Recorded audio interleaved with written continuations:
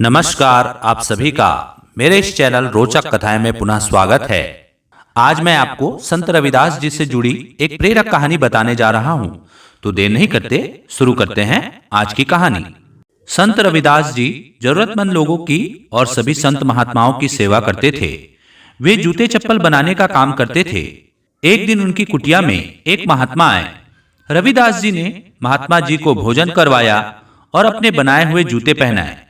इस निस्वार्थ सेवा और प्रेम से प्रसन्न होकर महात्मा जी ने संत श्री को एक पारस पत्थर दिया।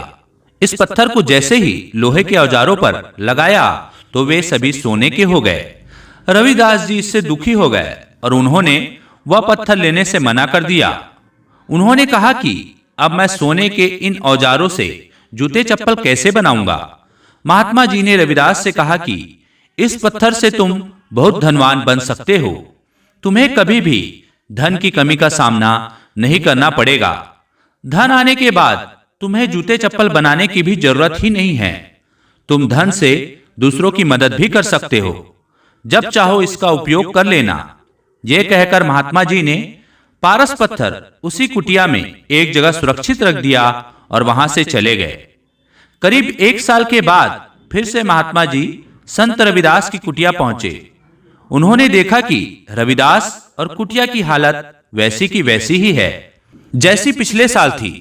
उन्होंने हैरान होकर पूछा कि वह पारस पत्थर कहाँ है। संत रविदास ने कहा कि वह पत्थर तो वही होगा जहां आपने रखा था।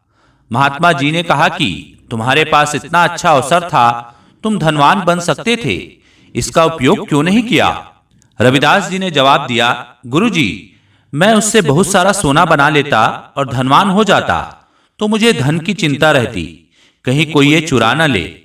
इसकी देखभाल करनी पड़ती, धन की वजह से चिंता बढ़ जाती। अगर मैं धन का दान करता तो बहुत ही जल्दी ये बात पूरे क्षेत्र में फैल जाती। लोग दान लेने के लिए मेरे घर के बाहर खड़े रहते। इतना सब होने के बाद मैं भगवान की भक्ति में मन नहीं लगा पाता।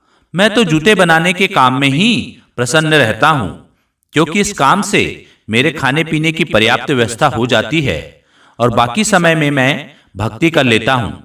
अगर धनी हो जाता और प्रसिद्धि मिल जाती तो मेरे जीवन की शांति खत्म हो जाती। मुझे तो जीवन में शांति चाहिए ताकि मैं भक्ति कर सकूं। इसी वजह से मैंने पारस पत्थर का उपयोग नहीं किया। इस प्रसंग की सीख यह है कि अगर हमारा मन अशांत रहेगा तो हम भक्ति नहीं कर सकते हैं। इसलिए ऐसे कामों से बचना चाहिए जिससे हमारी चिंताएं बढ़ती है। तभी हम सुखी रह सकते हैं और पूरी एकाग्रता के साथ भगवान का स्मरण कर सकते हैं। तो यह थी आज की वीडियो। आशा करता हूं आपको आज की वीडियो पसंद आई होगी। पसंद आई होगी तो मेरे वीडियो को लाइक कीजिए, चैनल को सब्सक्राइब कीजिए और इसे ज्यादा से ज्यादा शेयर कीजिए। धन्यवाद।